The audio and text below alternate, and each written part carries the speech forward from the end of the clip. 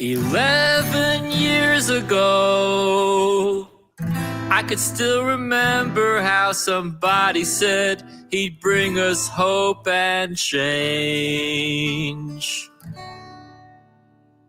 And the night the voters gave him that chance, through tears of joy I watched them dance in Chicago and from San Diego to Maine.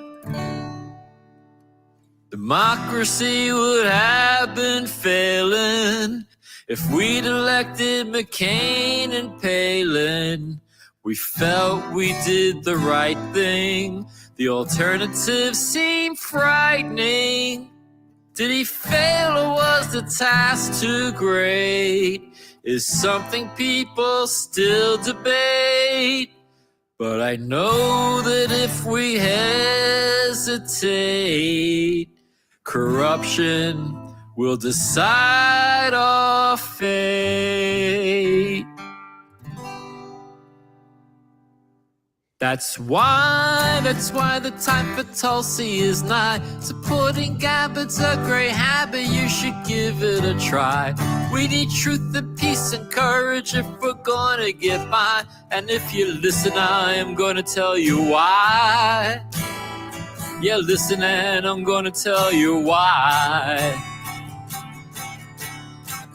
Let's start with the DNC, how they cheated on behalf of Hillary, but Tulsi wouldn't play along. When she saw that things were so unfair, she resigned her post as the vice chair, and the neos still try to tell us that was wrong. And now that we seem to hear our mainstream lies and nasty smears, but things will work out fine, because it's Tulsi time. And while some recite platitudes and others use slogans, only one is endorsed by Rogan. She's fearless and she's quite outspoken, so come on and sing along. Yeah, sing it with me, that's why the time for Tulsi is nigh. Supporting Gabbard's a great habit, you should give it a try. We need truth and peace and courage if we're gonna get by. And if you listen, here's another reason why. Yeah, listen, here's another reason why. Well, some greedy people had a plan, build a pipeline across some sacred land. It seemed there were profits to be made. Some people tried to use their voices, say that there were other choices, but the oil companies would not be swayed. And while those rubber bullets were flying, the water protectors kept on trying to have their message heard. The lack of coverage was absurd. But when Tulsi heard about their plight, she joined up with some vets and took a flight to North Dakota to set things right. So yeah, let's sing along. That's why we're singing, that's why the time for Tulsi is nigh. Supporting Gabbard's a great habit, you should give it a try. We need truth and peace and courage if we're gonna get by. And if you listen, here's another reason why. Listen, here's another reason why. Well, the situation in the Middle East is complicated to say the least. There's just so much that we don't hear. Intelligence was lacking proof, and Tulsi wanted to know the truth. So she took a little trip to Syria. And why do some of you find it so hard to understand why she sat down with Assad? Come on, it was a mission of peace. But that wasn't in the press release. Instead, the story that we heard had nothing to do with what actually occurred. They don't even know the meaning of their own words. They've been lying for so damn long. That's why we're singing, that's why the time for Tulsi is nigh. Supporting Gabbard's a great habit, you should give it a try. We need truth and peace and courage if we're gonna get by. And if you listen, here is one less reason why. Yeah, listen, here is one less reason why. Now some say any blue will do. I'll tell you now, that's quite untrue. Things need to be different this time around. If they really want to defeat Trump, they can nominate some corporate chump.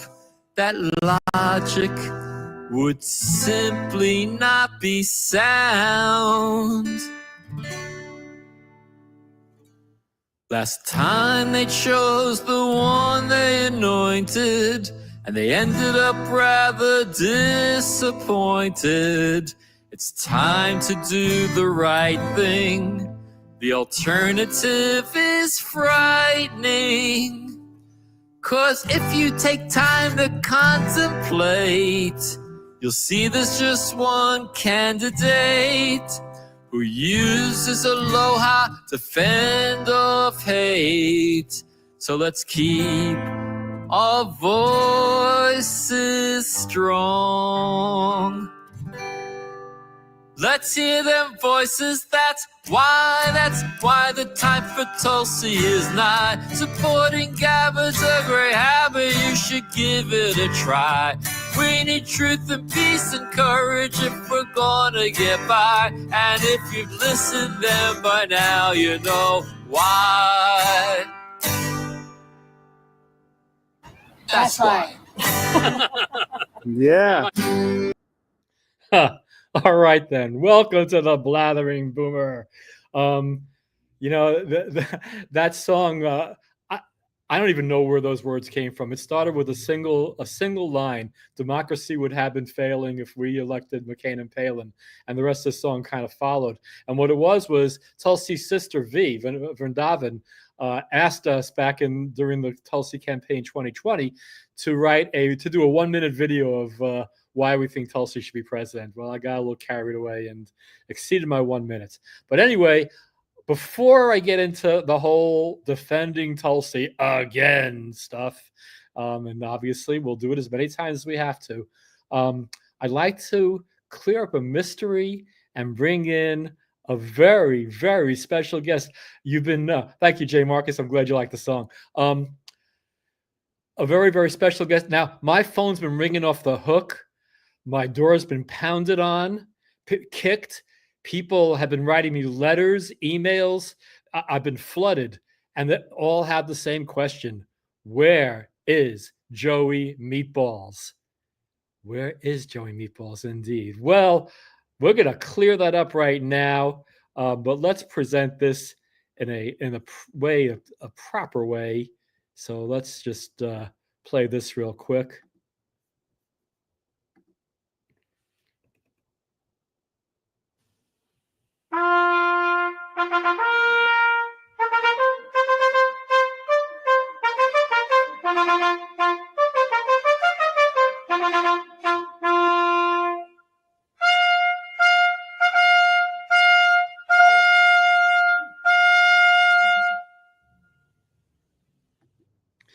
Ladies and gentlemen, boys and girls, and the entire Blatherverse, without further ado, I bring you the one, the only, the ubiquitous Joey Meatballs.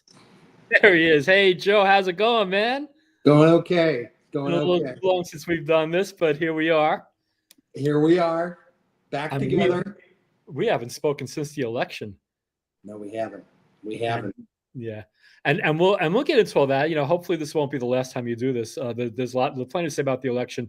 But tonight I kind of want to focus on the nomination of Tulsi Gabbard for the Director of National Intelligence and the pushback she's getting from the usual suspects. But before we get into that, Joe, it's been a long time. Let's just hear from you. Where you've been, what you've been up to. People have been wondering what happened to Joey Meatballs. Where has he been? Joey, what's up?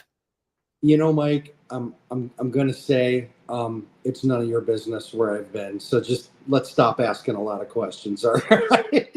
This is why we love Joe. He is transparent as glass. Mind your own business, Mike.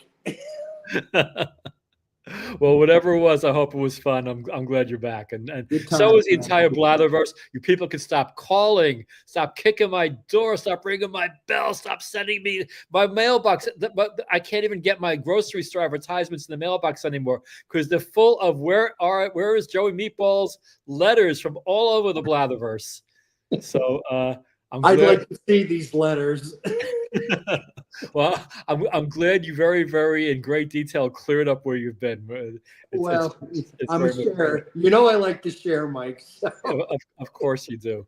So I guess let's get into it. You know, I hate to use somebody else's podcast as a basis from my own. I don't believe in stealing other people's thunder. But this guy, Andrew, from Run Don't Walk or Walk, I think it's Run Don't Walk Productions, and he's kind of right leaning, but he did a really, really good video. This is about 20 minutes long, so I'd like to do is play this, but I'm going to keep stopping it. You know, just kind of like wave to me or something if you want to make a comment, or I'll pause it. And I don't want to play the whole 20 minutes at once. That people, I mean, it's a good video, and I've only watched it once. You've never seen it. So the reactions are going to be rather genuine. So let's get that up on the screen real quick here. And here it is, called Tulsi versus Everybody. And without further ado, let's find the play button and hit it. There it is. This is Tulsi Gabbard, the former congresswoman from Hawaii's 2nd District and President Trump's nominee to be the Director of National Intelligence. And Democrats in the media, same thing, were not happy. Tulsi Gabbard for Director of National Intelligence, a choice that has rocked the intel world. Critics call her, and you know this, a pro-Russian sympathizer. An American who's supporting Putin, Assad, Erdogan, and our adversaries. She traffics in conspiracy theories and cozies up to dictators. Someone who aligns herself with Bashar al-Assad, who aligns herself with Vladimir Putin, who traffics in conspiracy theories. What does that mean to have somebody like Tulsi Gabbard running the nation's intelligence community? Look, it's incredibly dangerous. Tulsi Gabbard is incredibly close, it seems, with Vladimir Putin and Assad in Syria. In Russia, the reaction to her potential appointment has been gleeful. And now she's going to be overseeing our entire intelligence community. Is the Kremlin celebrating this? It's hard not to imagine that they are. I mean, if I had read in The Onion that these were the people that Trump was picking, I would think it was just a joke. But this is reality. I mean, how can anybody imagine that? But how did we get here? Well, let's go. My God, she's the devil herself. I know.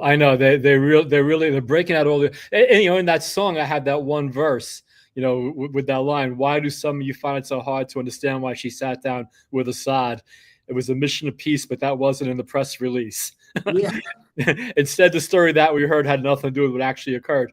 This is the story. It was beautiful and wonderful and frustrating and horrible. The Tulsi 2019 to 2020 campaign, I met some amazing people that I'm friends with to this day, you know, close friends.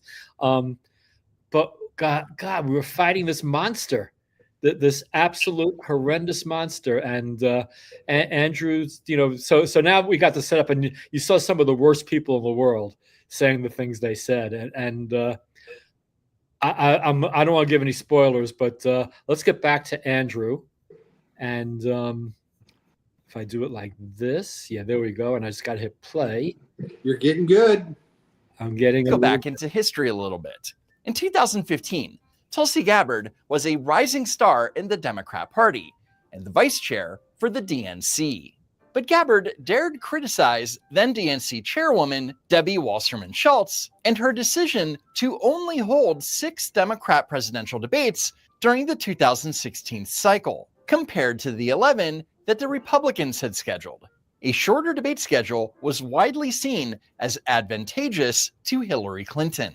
And it should be pointed out that there were 26 debates held during the 2008 cycle. So for her criticism, the DNC leadership took steps to punish Gabbard by disinviting her from the first Democratic debate being held in Las Vegas in October 2015.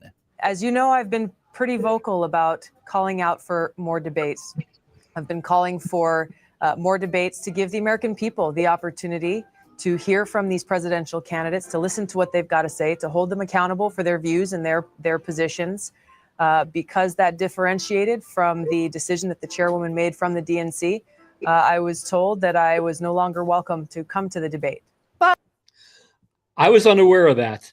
Wow. That's pre my before my involvement with Tulsi Gabbard. I didn't really hear about Tulsi Gabbard until probably pretty close to the Philadelphia convention. So this goes a lot further back. So that was educational for me. I did not know she was disinvited from and mind you, in 2016 she wasn't a candidate. Yeah, she was the vice chair of the DNC.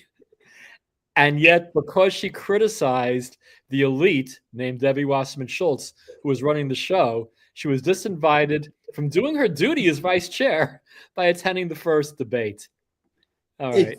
It's elementary school stuff. It's elementary school politics. It's crazy. It feels like we're in elementary school sometimes with some people right?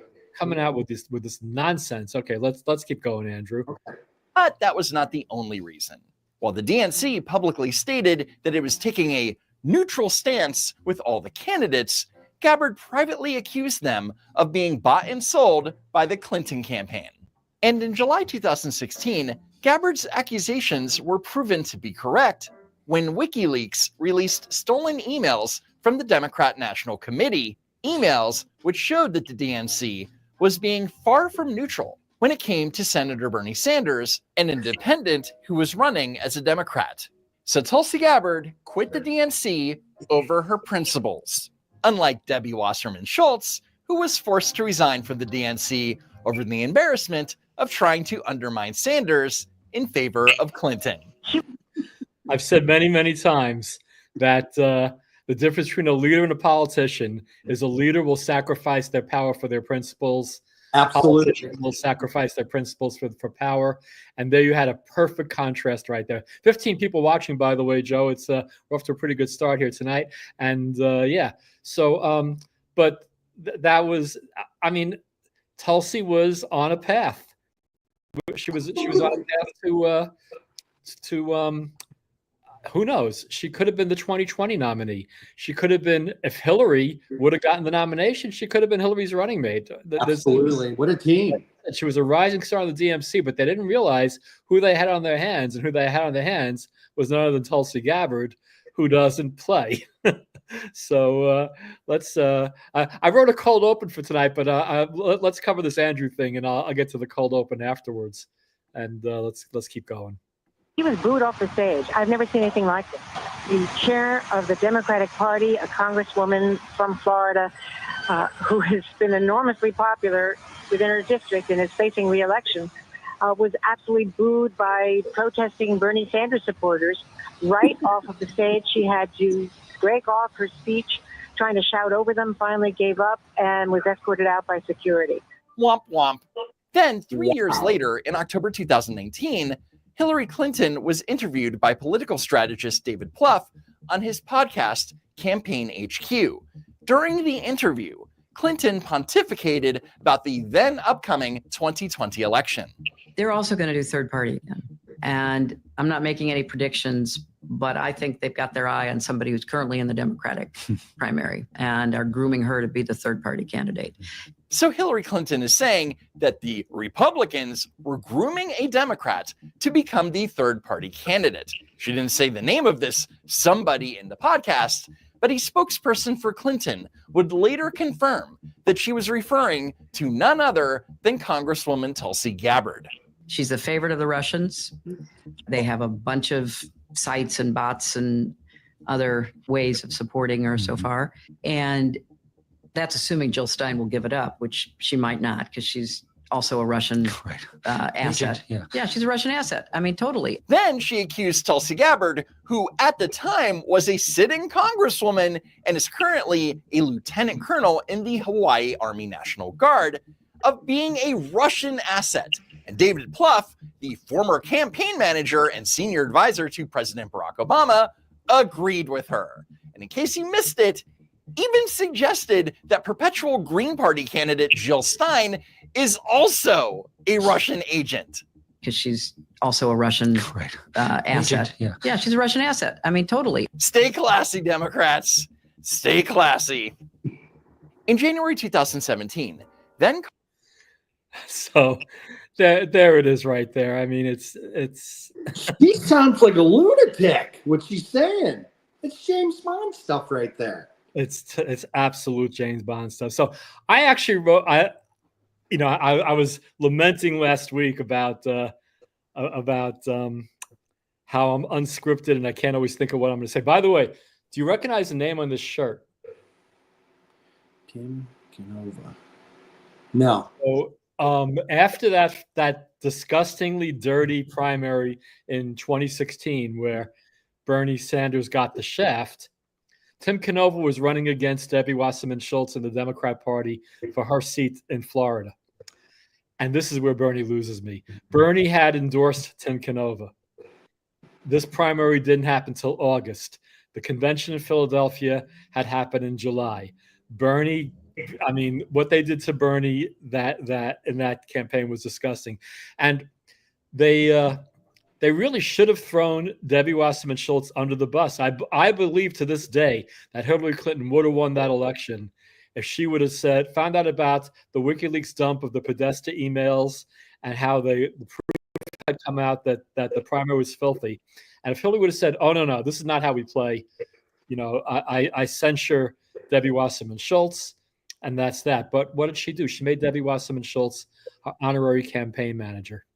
So let me see something here if I could do this and read it with me as I read it. Okay, so a couple of nights ago, I was thinking about doing this podcast, as I tend to think about in the nights upcoming. And I had some thoughts, and I decided my usual thing is, oh yeah, I'll remember that when the podcast comes, but I never do. So I wrote them down this time. And here's what I wrote. I'll read it out loud. So, people think that I'm very much anti-Democrat Party. There's more to it than that. And I'm gonna do something I've never done before. I'm gonna actually read instead of just believe. Good luck. It's not that I'm against the concept of a strong Democrat Party. Quite the opposite. The two-party system is fundamental to the success of the country. When one party dominates, temptation often leads to corruption, and corruption leads to the turning of the worm. The Democrats won by a landslide in 2008 and repeated that landslide in 2012. But what happened? 2016 happened. They let Obama's popularity go to their collective heads, and when it became clear they were running against Trump, they thought he was so beatable that they could get away with the extreme arrogance of Hillary Clinton making Dirty Debbie her honorary campaign manager. I still maintain that this singular move is what costed the election and began a massive exodus from the Democrat Party. Now, not everybody left at once. Some of us wanted to stay and fix it, because what do you do, Joe, when you're on a sinking ship? The boat has hit the iceberg and the water's coming in.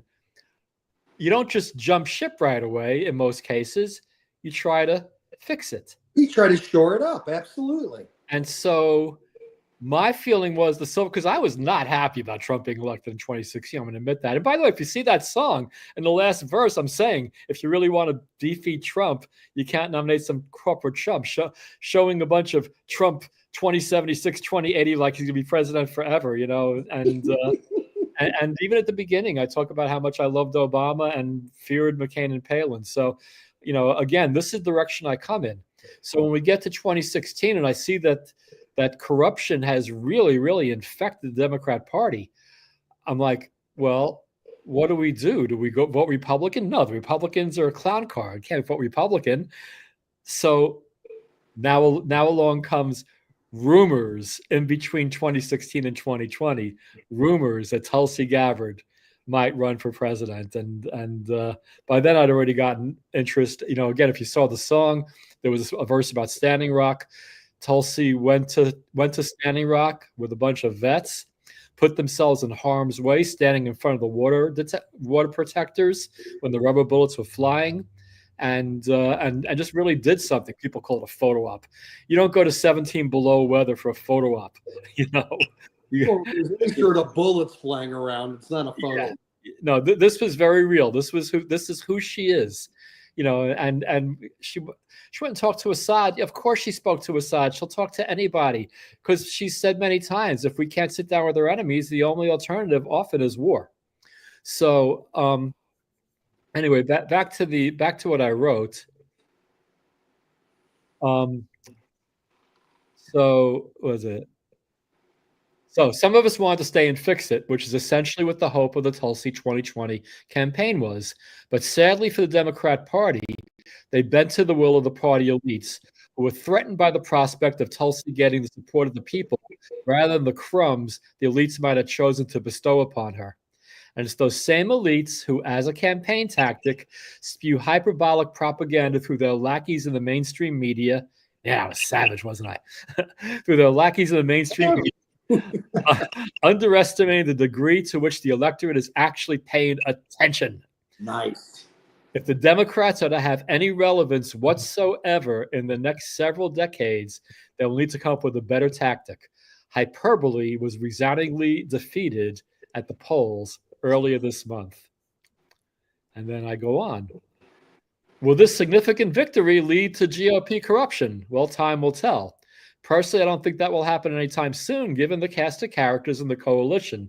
And we're talking about RFK, Tulsi, Elon Musk, Joe Rogan on the fringes, Vivek. So I think what Trump has now that he didn't have in 2016 is some very, very credible and decent people to keep the narrative flowing. Anyway, what I go on to say, however, we need a strong Democrat Party afoot if another turning of the worm is deemed necessary. Given the reality of today's Democrat Party, they're in no shape to take on the Republicans, which brings us to Tulsi Gabbard, which I guess I kind of jumped the gun on because Tulsi Gabbard. I just forgot that I'd written an opening monologue, so that was my attempt at an opening monologue, and I did the Blathering Boomers unique podcast. We do our opening monologues 25 minutes into the podcast. So, I'd say the point being, but the point is in what I already read. Let's get back to Andrew, which I need to stop the Blather and present the Andrew. And let's go on with this. Congresswoman Gabbard embarked on a one-week fact-finding mission to Syria and Lebanon, during which Gabbard met various political and religious leaders from Syria and Lebanon, as well as regular citizens from both sides of the Syrian civil war. Gabbard also had 2 unplanned meetings with Syrian President Bashar al-Assad. But obviously Bashar al-Assad is responsible for thousands of deaths and millions of people being displaced during this 5-year-long civil war. Did you have any compunctions about meeting with somebody like that, giving him any sort of enhanced credibility because a member of the United States Congress would meet with someone like that? Whatever you think about President Assad, the fact is that he is the president of Syria. In order for any peace agreement, in order for any possibility of a viable peace agreement to occur, there has to be a conversation with him.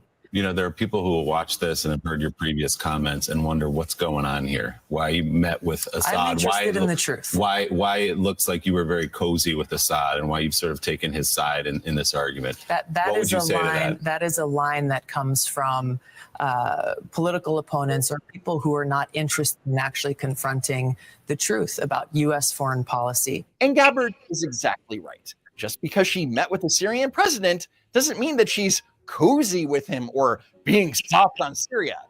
But the truth won't stop the mediocrats from going into full smear mode.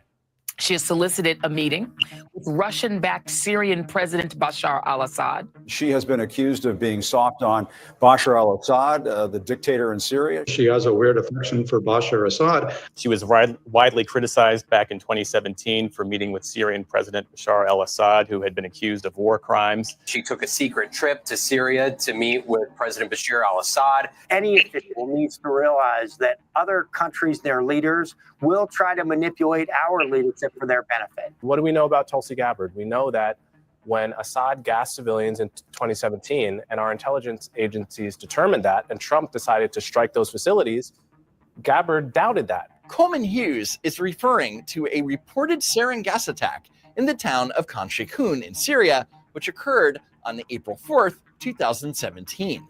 The United States quickly made the determination that it was the work of the Syrian government. 3 days later, on April 7th, 2017, the United States launched 59 Tomahawk cruise missiles from the Mediterranean Sea aimed at Shayra Air Base, which is controlled by the Syrian government. Gabbard was critical of the missile strike. Well, last time I checked, Wolf, Congress had the authority and the responsibility for declaring war, for authorizing the use of military force. So whether the president or the Pentagon or the Secretary of State says that they have the evidence, the fact remains that they have not brought that evidence before Congress. They have not brought that evidence before the American people, and they have not sought authorization from Congress to launch this military attack on another country. And Gabbard. This is one of my complaints about Tulsi Gabbard. She makes too much sense sometimes. Boy, she's making more than enough. Wow. And any thoughts at this point, Joe? No. I mean, it's just a smear campaign. It's just it totally is. is. The club. She's not in the club, and they're gonna just pound her till she's out.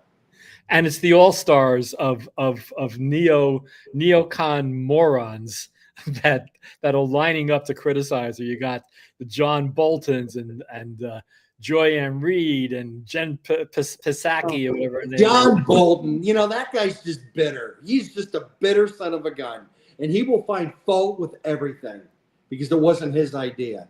Well, and the thing of it is, and we launched.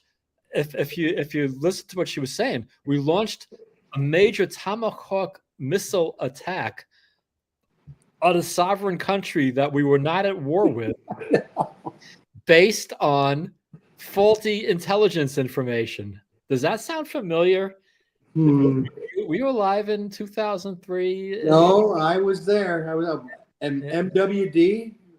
Yeah, and they had WMD, weapons of WMD. Yeah, and they had everybody all fired up. I was pissed off at France. Oh, yeah. I mean, I was really, I'm like, yeah. You know who really figured it out quickly was my daughter. They actually invaded Iraq on my birthday in 2003, and my daughter took a bedsheet. She was 2003, so she was 15 years old. Yeah. Bedsheet made a big banner that said "Imagine Peace." Aww. She had peace symbols on it, and she had her handprints on it.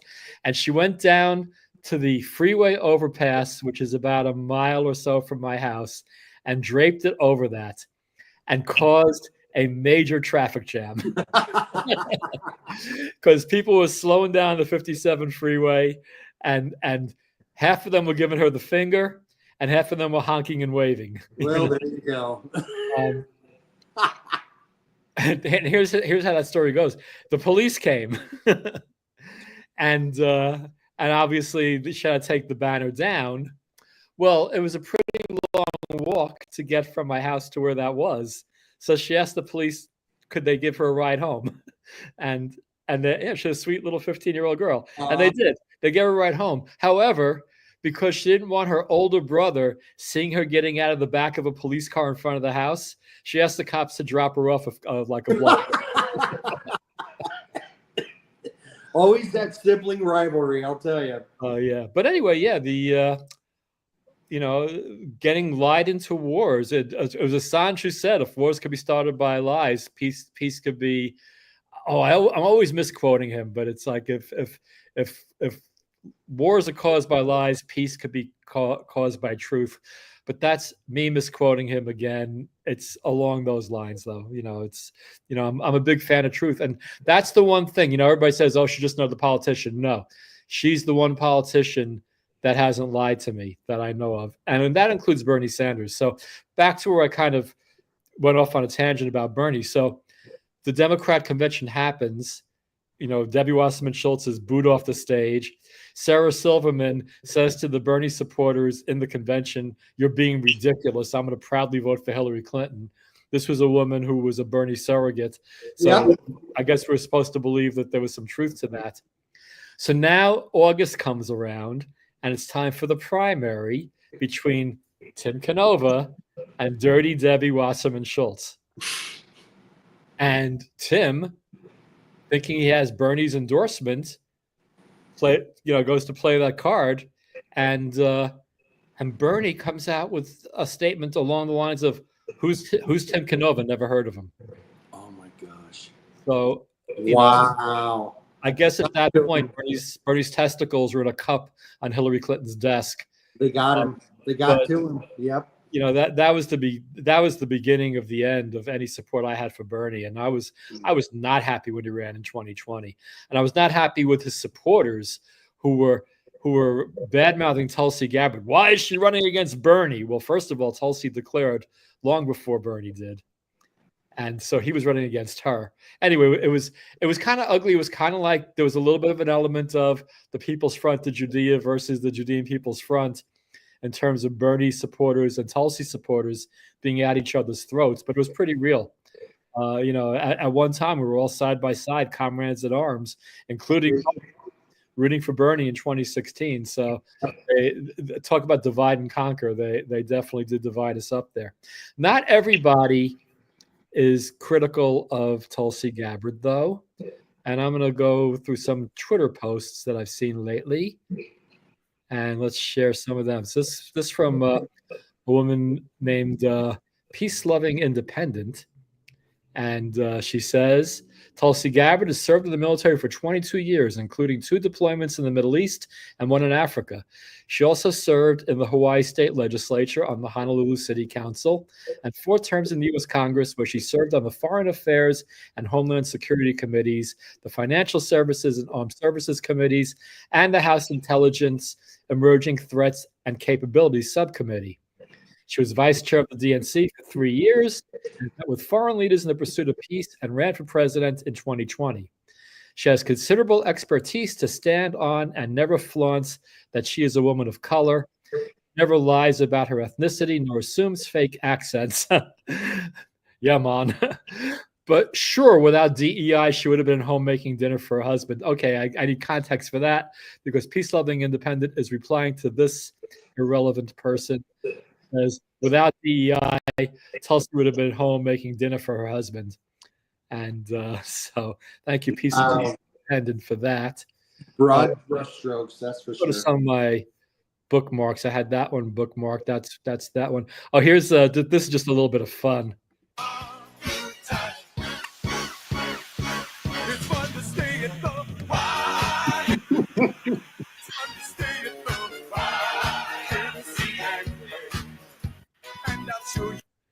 Couldn't help it on that one. And I'm a very bad dancer, so I needed that. Talk about censorship. This was sent to me by I believe it's my cousin. It goes by, they call me Egypt. Anyway, this is what they put in front of Goodfellas. This film includes language and/or cultural stereotypes that are inconsistent with today's standards of inclusion and tolerance and may offend some viewers. Joey Meatballs, aren't you glad that our delicate sensibilities are protected from toxic storytelling by the likes of Martin Scorsese? He is so insensitive to my needs as a man. I just he makes me shudder. Gavin Newsom has excluded Tesla from the EV bio credits in California. That's very nice. But here's one of my favorites. This is that's a troll. Eating McDonald's, I love it. So that's enough of Twitter. Let's get back to us, and let's get back to Andrew. Do I have? Except I don't have Andrew up there. Well, have we had enough of it? Oh yeah, there's one more person I want to present, and this is somebody that I've kind of conflicted with for a very, very long time. I used to really, really like her and follow her. Her name is Kim Iverson, and Steph and I both liked her a lot. And then, for reasons I'll never understand, Kim Iverson turned on Tulsi hard. After Tulsi came back from being deployed in Africa fighting Al-Qaeda. Now, Kim is, her views on the Middle East are very much in conflict with mine. So I was very, so just for the hell of it, I went to check out, what does Kim Iverson have to say about this? And here we go. Let's hear from, this will be the first time I've ever shared anything from Kim Iverson on this Blathercast. Is she up there? Yeah, there she is. There's Kim. Let's hit play for her. Yeah, I'm very surprised. I thought he would stick Tulsi as like UN ambassador, where it's like not really anything important. Ultimately the role is, but instead he went with that Elise Stefanik, and gave Tulsi a much better role that I think she'll really be much, much more effective in and have much more power in. So I was really pleased to see that. And I've had my criticisms of Tulsi and RFK and all of them, but in these particular roles, I think these are fantastic picks for these roles. Fair is fair. So I appreciate what Kim Iverson said there. I mean, she's treating Tulsi fairly, which I can't say she's done very much of over the years. And do I have anything else handy? That's about it. The only thing I got left is the rest of Andrew. And I mean, we're 41 minutes into this. We can call it a day, or we can watch. We can present the rest of Andrew's Let's podcast. watch more of Andrew. I'm entertained by this. I'm interested. It's good. That's fine. No, it's Is that cool with you? Say again. I'm sorry. Is that cool with you? You watch more of Andrew? Oh yeah. I've been following this guy for a while. Yeah, he's pretty good. I like him. Have you seen him before? No, this is the first time. I'm going to look him up tomorrow. Oh yeah. He's got some really, really good stuff on his. When I'm not at work. Not at work. Yeah, good idea. All right, here we go. Let's go on, Andrew. Was right. The U.S. was and still is not at war with Syria. The only reason we had troops there were to hunt down ISIS. Who do you believe is responsible for that chemical attack that killed so many civilians, including so many children? Here's the issue, Wolf, is what I believe, what you believe, or others believe is irrelevant. What matters here is the evidence and the facts. If President Assad is found to be responsible after an independent investigation for these horrific chemical weapons attacks, I'll be the first one to denounce him, to call him a war criminal, and to call for his prosecution, the International Criminal Court. Make sure that those consequences are there. And Gabbard was very clear. If there is evidence that Assad was responsible for the sarin attack, he should be prosecuted for it. So those are not the words of an Assad toady, of an Assad sympathizer, No, well, the narrative, and they're just, they can't think on their own. So whatever. She keeps using the E word, evidence. There's none. There really is none. And but what a great balanced answer. And she's just under attack all the time. Talk about somebody who holds up under enemy fire. I mean, no kidding. I mean, she cool under pressure, definitely. Constantly. God, I still remember that first town hall she did when she first became a presidential candidate. And Dana Bash just tried to keep asking her gotcha questions. I think Andrew actually gets to that in his podcast. But, she was basically kissing Buttigieg's ass and all these others. But Tulsi so they've been out to get her from day one. And again, the point of it is people who think that I'm a MAGA type person. No, I passionately supported and worked very hard writing songs and other stuff for a Democrat in 2020. We were trying to, I do believe that if they would have taken Tulsi more seriously, that the Democrat Party, what happened in 2020 set the Democrat Party back 10 more years than 2016 had already set them back. They are in a state of hopelessness right now. Are you aware, Joey Meatballs, I have to ask you, are you aware? What, Mike? I have to ask you this, Joey. So they did a yes, they did a poll of who the 2028 Democrat nominee should be. Are you aware of the results? I know Kamala's in there. With over 40%. Yeah. Nobody else has more than 8%. Wow. I haven't learned a fucking thing. What's going to happen between that now and then? I think Tim Walz even has 4%. And it's not as if that guy's a lunatic. Oh, I think he'd have to be a lot saner to be a lunatic. We could do a whole podcast on him and his lies. I mean, what an absolute talk about. Now here you got a picture of a woman who tells the truth standing next to Andrew there, and you have don't even get me started on Tim Walz. Don't even. Well, you know what his nickname is. I won't say it because I'm a gentleman. Does it start? Are the initials TT? Yeah. Yeah. Maybe write it in for the people watching. You might be a gentleman. I'm not. Fucking tampon Tim. Oh, that's awesome. Oh, you know what? I just realized Stephanie might be watching.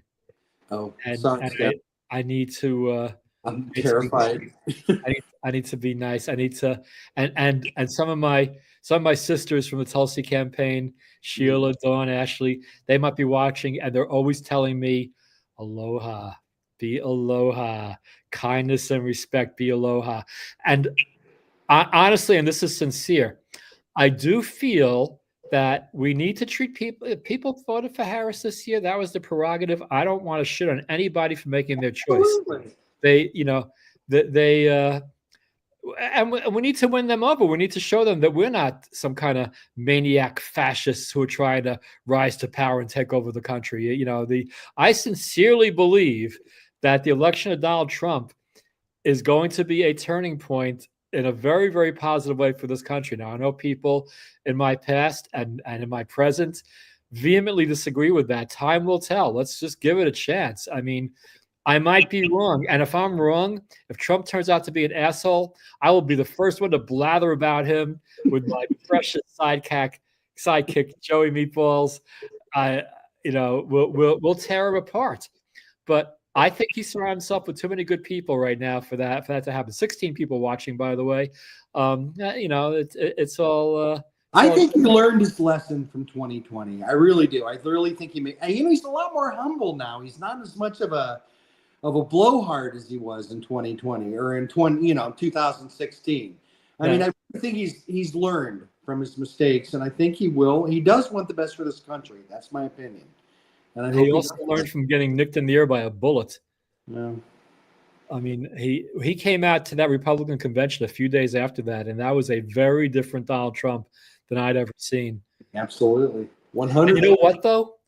Again, I've had my own little piece of TDS all these years myself. I was I couldn't believe what parallel universe are we living in? Donald fucking Trump is the president of the United States. I couldn't believe this happened in 2016. But I didn't think he had a shred of humanity in him, especially because the Trump family was my landlord growing up in Brooklyn. I lived in a old Freddie. Old Fred Trump owned half my neighborhood between Shore Haven, Beach Haven, and Trump Village. It was all Trump all the time. So people tend to hate their landlords, and Donald Trump and his father were no exception for me. I couldn't stand them. So, but the Trump that I saw at the Republican convention, that was a very different flavor of Trump than I've ever seen before. And now, as I paid more attention to his campaign, I think that's who he really is, and hey, I was a big fan of Keith Olbermann back in 2008. I liked Rachel Maddow as a rookie. I was listening to the same stuff everybody's listening to. The difference is when I saw what happened in 2016, I had questions and other people didn't have those questions. And again, the Tulsi 2020 campaign to me was a last-ditch effort to save the humanity of the Democrat Party. And while Tulsi never got more than a few percentage points of the vote, thereby some would say it was a failure, she started a movement that her supporters have stuck together for the most part all these years, and a lot of them defected. And I'm not going to say really, I think defected is the wrong word, but a lot of them became Bobby Kennedy supporters. Yep. And then there was the whole thing, oh, will Tulsi be Bobby's running mate? And then all this. One of the hardcore Tulsi supporters I was talking to, I said, hey, if Trump's smart, he'll pick Tulsi as his running mate. I'm like, what would you think of that? And she said, oh, I would die a little, because she still hates Trump but loves Tulsi. But I do think, again, I think you and I talked about this on a very early podcast, long before Kennedy endorsed Trump. I was saying that Kennedy remember when I said Kennedy has political capital right now, yep, and it will be worthless after Election Day if he doesn't do something smart with it. And if Kennedy endorses Trump, it's going to make Trump a shoo-in to be elected. And Kennedy, and Trump being a master deal maker, needs to make whatever deal he has to make with Kennedy to get that to happen. Remember all that. So it happened. I'm not going to call myself Nostradamus or whatever, Nostra Steinberg, whatever you call the guy. But I got that one right. I got to say I got that one right. So and it's what happened.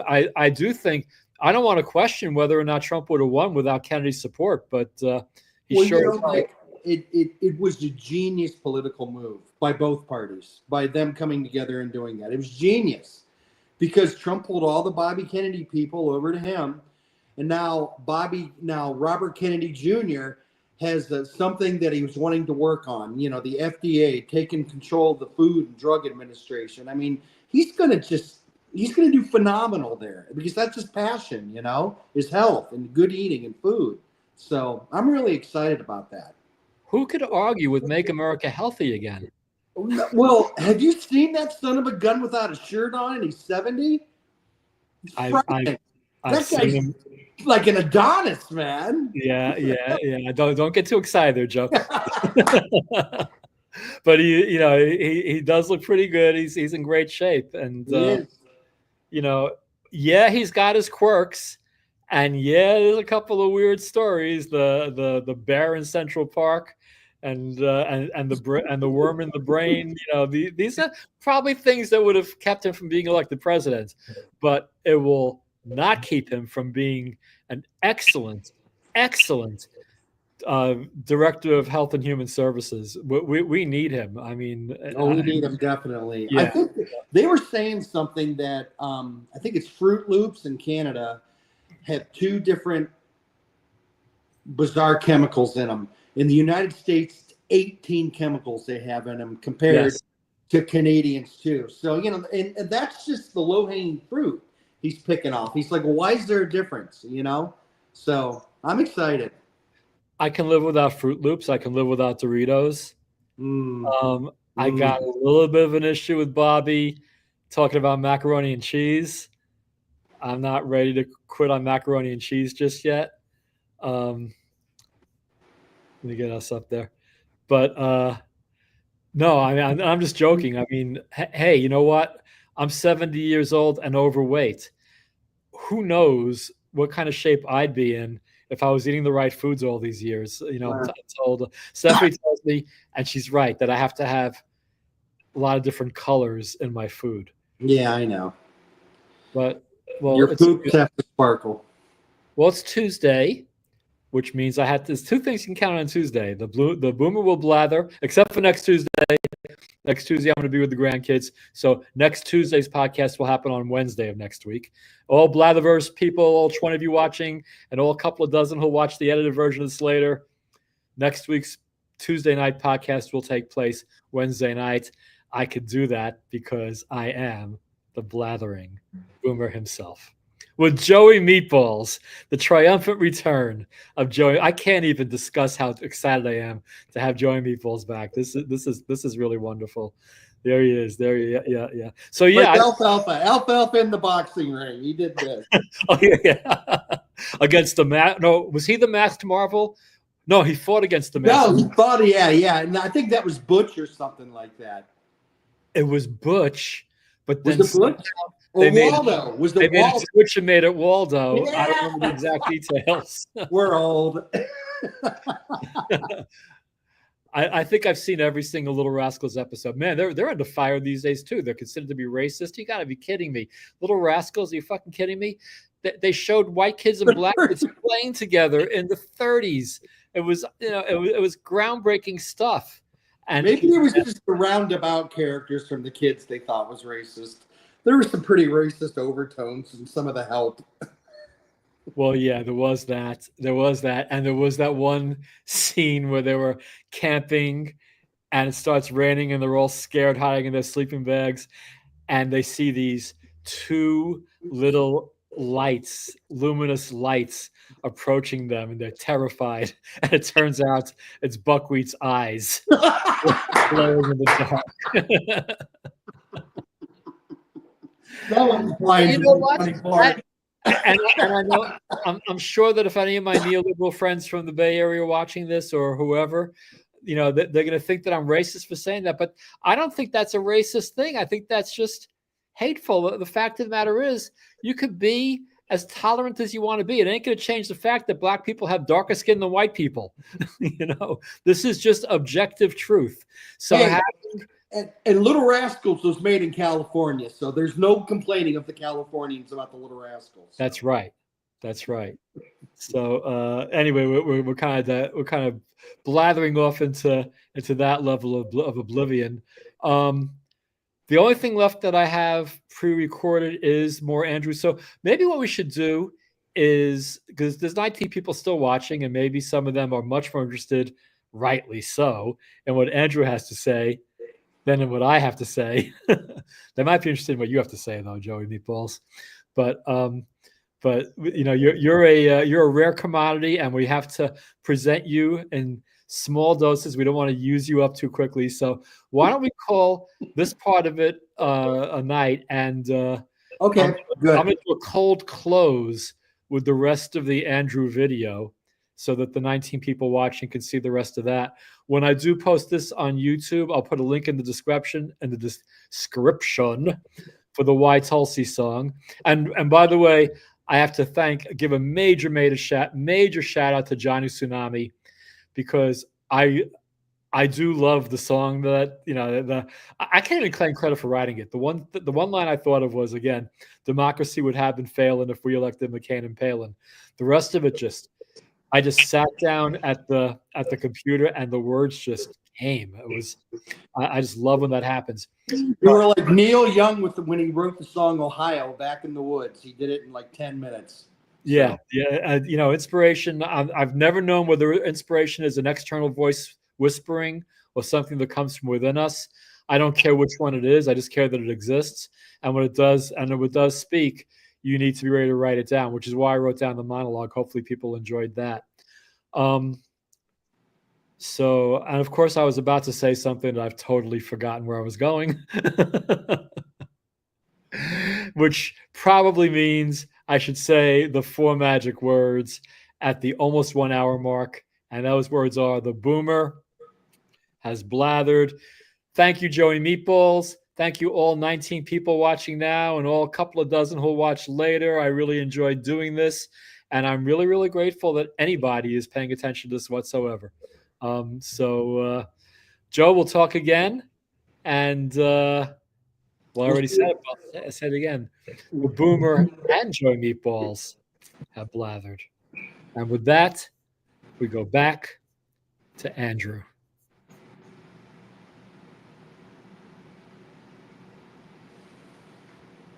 Do you think chemical weapons were used at all in Syria? Absolutely. And so if it was not Assad, who would have used them? There has been reports that chemical weapons have been used not only by the Syrian regime, but by other bad actors and terrorists within Syria. On Gabbard's 2020 campaign website, she suggested that there is evidence that the attack on Khan Sheikhoun may have been staged by opposition forces for the purpose of drawing in the United States to retaliate against the Syrian government. Gabbard also listed multiple inconsistencies with the UN's report on the matter, found by world-renowned explosive weapons expert Dr. Theodore Postel, formerly of MIT. Among Dr. Postel's findings, the UN report claims that this crater in the road was a result of a Syrian airstrike and is the source of the sarin gas release. However, Dr. Postel and his team had determined that the crater was formed by the explosion of an improvised artillery rocket, and that this is an empty artillery rocket motor casing, not a vessel that contains sarin gas. This means that the release of sarin gas would have had to occur at a different location. If it didn't come from a Syrian airstrike, then that would mean that we do not definitively know how or where this sarin was released, let alone who released it. And yet the Defense Department was certain who conducted the attack. Defense Secretary Jim Mattis said he personally reviewed the intelligence on the Syrian regime's April 4th chemical attack on its own people, and there is no doubt the regime is responsible for the decision to attack and for the attack itself. And in the aftermath of that, she was hesitant to call him a dictator. Fact check false. There is no disputing the fact that Bashar al-Assad in Syria is a brutal dictator. Was hesitant to condemn him for the actions that were taking place in Syria. Again, fact check false. There is no disputing the fact that he has used chemical weapons and other weapons against his people. This is not something I'm disputing, nor am I apologizing or defending these actions. Was hesitant to condemn him. Now, Tulsi Gabbard has never denied that Assad has used chemical weapons against his people. However, she was and still is skeptical regarding the chemical attack in Khan Sheikhoun in April 2017, and with good reason. Because in February 2018, 10 months after the events at Khan Sheikhoun, Defense Secretary Jim Mattis told reporters at the Pentagon that the United States had no evidence that the Syrian government had ever used sarin against its citizens. We have other reports from the battlefield from people who claim it's been used. We do not have evidence of it. This was Tulsi Gabbard's point all along. The United States launched $84 million worth of Tomahawk missiles into Syria, an attack that the United States had no evidence of having actually occurred, and still don't to this very day. But instead of being horrified that the United States launched an attack based on faulty intelligence, they're more worried about Tulsi Gabbard towing the neocon line and saying what they want her to say. You met Bashar al-Assad in 2017. Do you believe that Assad is a war criminal? I think that the evidence needs to be gathered. And as I have said before, if there is evidence that he has committed war crimes, he should be prosecuted as such. Everything that I have said requires that we take action based on evidence. And based on the evidence, or lack thereof, Tulsi Gabbard's answer was perfect. But apparently, Dana Bash has shit in her ears. But you're not sure now. Tulsi Gabbard is absolutely the wrong person to lead DNI. And, you know, I don't know what her connection is to Russia, but there's no question that she has a weird affection for Vladimir Putin. She's considered to be essentially, by most assessments, a Russian asset. You know, on that job, you have to put American security first and not believe the crackpot conspiracy theories spread by dictators. And yet that is exactly what Gabbard does, for example, by repeating these crazy theories about supposed bioweapons labs in Ukraine, which was something spread by Russian propaganda. Says the neocon spreading Democrat propaganda. Tulsi Gabbard never mentioned anything about supposed bioweapons labs in Ukraine, but she did talk about biolabs. Here are the undeniable facts. There are 25 to 30 US-funded biolabs in Ukraine. According to the US government, these biolabs are conducting research on dangerous pathogens. Ukraine is in an active war zone with widespread bombing, artillery, and shelling, and these facilities even in the best of circumstances, could easily be compromised and release these deadly pathogens. Notice that contrary to Max Boot's claims, Tulsi never mentioned bioweapons labs. Max Boot is a liar.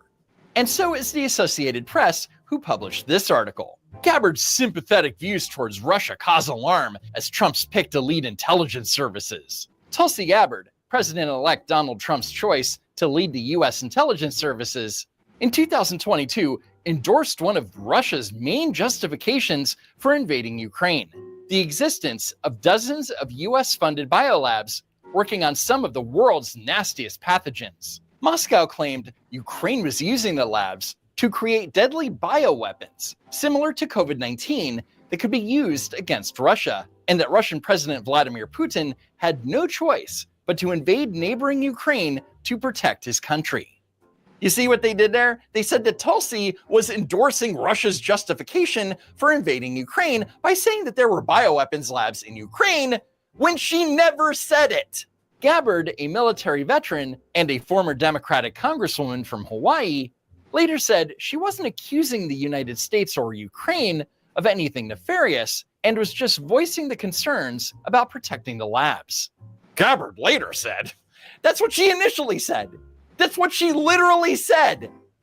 She has demonstrated repeatedly that she doesn't understand international affairs. She has been quoted as saying that effectively Putin was justified in having Russia invade Ukraine because there were secret American biological weapons laboratories in Ukraine. I mean, this is fantasyland stuff. She never said that. Go crawl back into your fucking hole, you warmonger. Ugh! She has shown such terrible judgment. If she sided with Putin days after the invasion of the Ukraine, if she's saying all of these kinds of crazy things. And then there's Tulsi Gabbard, Donald Trump's pick for Director of National Intelligence, who's been accused of, quote, traitorous parroting of Russian propaganda. Gabbard has also been a consistent defender and booster and apologist for Russia's Vladimir Putin.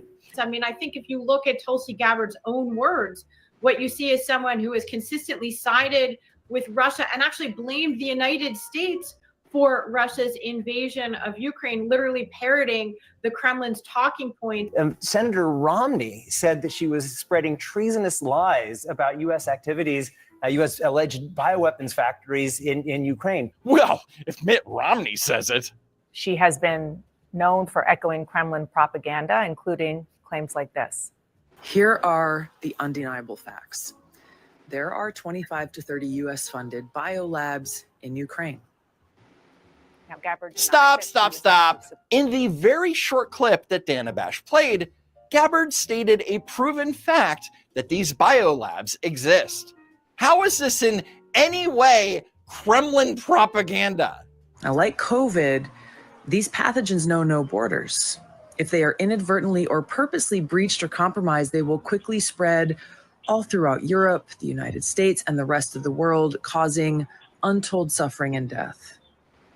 So in order to protect the American people, the people of Europe, the people around the world, these labs need to be shut down immediately, and the pathogens that they hold need to be destroyed. Again, notice that she never mentioned the word bioweapons. All she is saying that it's dangerous that those labs exist in the middle of a war zone and that they need to be protected. The Biden-Harris administration needs to work with Russia, Ukraine, NATO, the UN to immediately implement a ceasefire for all military action in the vicinity of these labs until they're secured and these pathogens are destroyed.